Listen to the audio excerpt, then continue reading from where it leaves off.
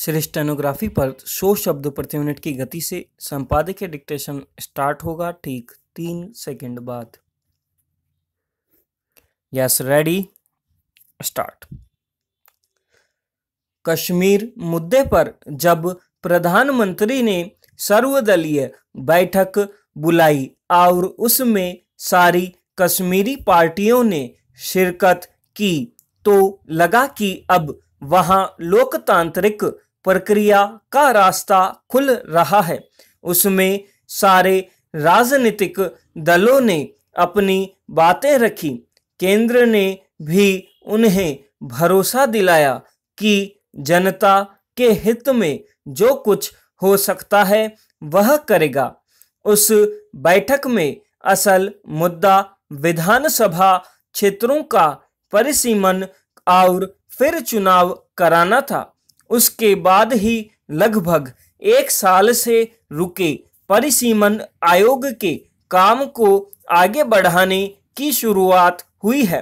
आयोग के सदस्य घाटी के दौरे पर हैं, मगर पीपुल्स डेमोक्रेटिक पार्टी यानी पीडीपी ने आयोग के साथ बैठक में हिस्सा लेने से इनकार कर दिया है।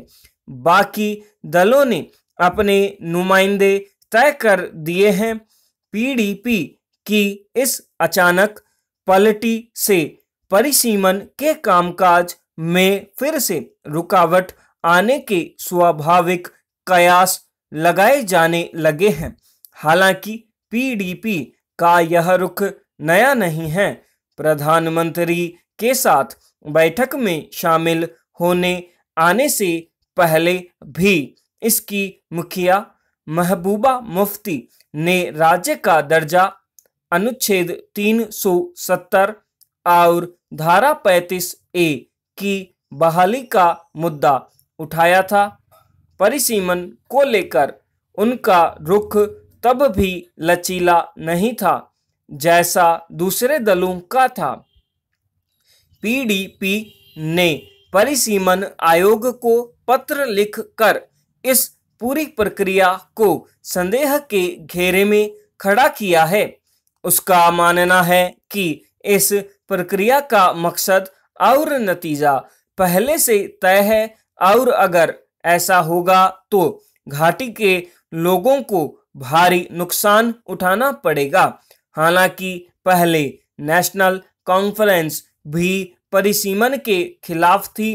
उसने अदालत में मुकदमा भी दायर किया था, मगर अब वह वहां जल्दी चुनाव के पक्ष में है। मगर पीडीपी की पहले विशेष दर्जा बहाली की जिद बनी हुई है। उसकी जिद को समझा जा सकता है। हालांकि अब किसी भी सूरत में केंद्र सरकार कश्मीर को विशेष दर्जा वापस लौटाने से रही। मगर पीडीपी का जनाधार चूंकि कश्मीर को आजाद सूबा मानने और कश्मीरी असीमता की वकालत करने वालों के बीच है, इसलिए वह एकदम से उससे अलग नहीं हो सकती। अब वह परिसीमन आयोग और परिसीमन की प्रक्रिया को ही असंवैधानिक करार दे रही है। उसका कहना है कि जब 2026 तक किसी भी राज्य में परिसीमन पर रोक लगी हुई है तो कश्मीर में इसे क्यों कराया जा रहा है, मगर उसके इस तर्क में कोई दम नजर नहीं आता। जम्मू कश्मीर की स्थिति अब वही नहीं रह गई है जो पहले थी, इसलिए वहां चुनाव के लिए उचित ही नए सिरे से प्रक्रिया अपनाई जा रही है। कश्मीर में चुनाव क्षेत्रों का परिसीमन लंबे समय से नहीं हुआ है, जबकि इस बीच वहां आबादी में परिवर्तन हुआ है। फिर जम्मू और कश्मीर में क्षेत्रों की सीमाओं को लेकर विवाद भी उठते रहे हैं। जम्मू क्षेत्र की शिकायत रही है कि उसे कम विधानसभा सीटें मिली हैं। उसे भी बराबर सीटें मिलनी चाहिए।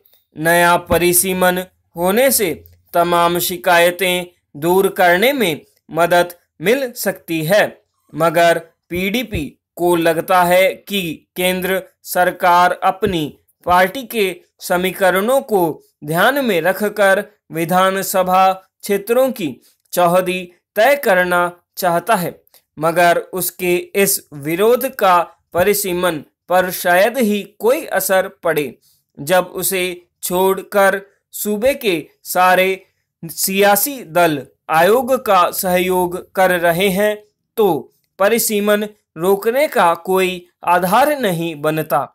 लोकतांत्रिक प्रक्रिया की बहाली का इस तरह विरोध करके पीडीपी अपना ही नुकसान करेगी।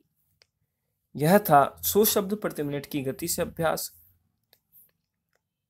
संपादकीय अभ्यास आपने किया श्री स्टेनोग्राफी के माध्यम से। मिलते हैं नेक्स्ट डे नेक्स्ट डिक्टेशन के साथ में। तब तक के लिए जय हिंद, जय भारत।